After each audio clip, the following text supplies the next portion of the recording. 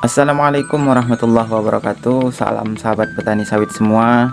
Semoga hari ini dalam keadaan baik-baik saja. Harga TBS semakin hari semakin hancur. Kali ini tinggal Rp1.700 lebih di petani. Bagaimana nasib petani ke depannya kita tidak tahu.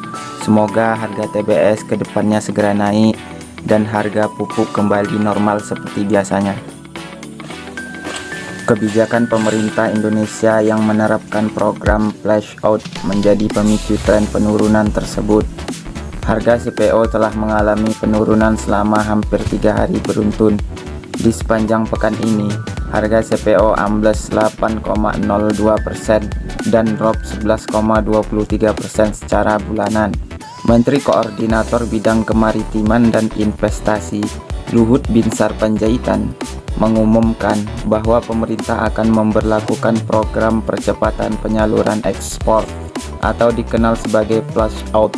Artinya, pemerintah akan memberikan kesempatan kepada produsen CPO yang tidak tergabung dalam program Sistem Informasi Minyak Goreng Curah atau SIMIRAH untuk bisa melakukan ekspor dengan syarat membayar biaya tambahan sebesar $200 per ton kepada pemerintah.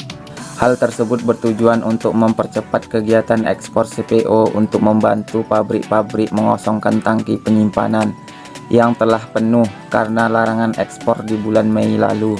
Dengan begitu, produsen CPO akan mulai mengekspor CPO lebih banyak dan suplai pun berpotensi meningkat. Namun dari sisi permintaan, Cina yang merupakan konsumen terbesar minyak nabati kembali menerapkan lockdown di beberapa kota di Shanghai yang berpotensi menurunkan permintaan CPO. Cina memiliki kebijakan zero COVID-19. Begitu terjadi kenaikan kasus di suatu wilayah, maka akan langsung di lockdown. Selain itu, India yang merupakan importir terbesar minyak sawit kedua setelah China juga menurunkan impor CPO-nya dan menambah nilai impor minyak kedelai dan minyak biji bunga matahari.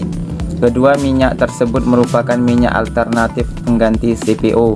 Maka dari itu, ketika CPO Indonesia mulai membanjiri pasar nabati, tapi demand terhadap CPO berkurang sehingga harga CPO pun menjadi turun. Penurunan harga CPO hari ini kemungkinan karena tertekannya pasar karena permintaan dari India dan China menurun. Padahal India dan China merupakan pembelian utama CPO. India merupakan salah satu importir terbesar minyak kelapa sawit. Sebagai informasi, pada 2021 India telah mengimpor sebanyak 133,5 juta ton minyak nabati, di mana sekitar 56% merupakan minyak kelapa sawit. Larangan ekspor CPO Indonesia telah memukul ekonomi India hingga mengalami lonjakan inflasi, sehingga kerjasama perdagangan antara India dapat menguntungkan kedua belah pihak karena Indonesia juga bergantung terhadap impor biji-bijian India. Minyak sawit dipengaruhi oleh pergerakan harga minyak terkait karena mereka bersaing untuk mendapatkan bagian di pasar minyak nabati global. Ketika harga minyak mentah dunia turun, maka CPO menjadi pilihan yang kurang menarik lagi untuk dijadikan bahan biodiesel. Dibukanya ekspor crude palm oil atau CPO memberikan potensi besar bagi perusahaan sawit untuk mencatatkan sahamnya di Bursa Efek Indonesia atau BEI.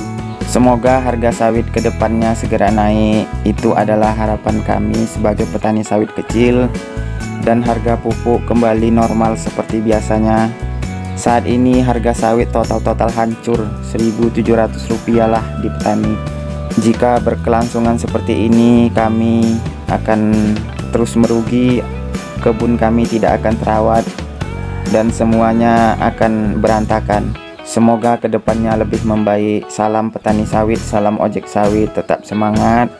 Sekian dan terima kasih. Assalamualaikum warahmatullahi wabarakatuh.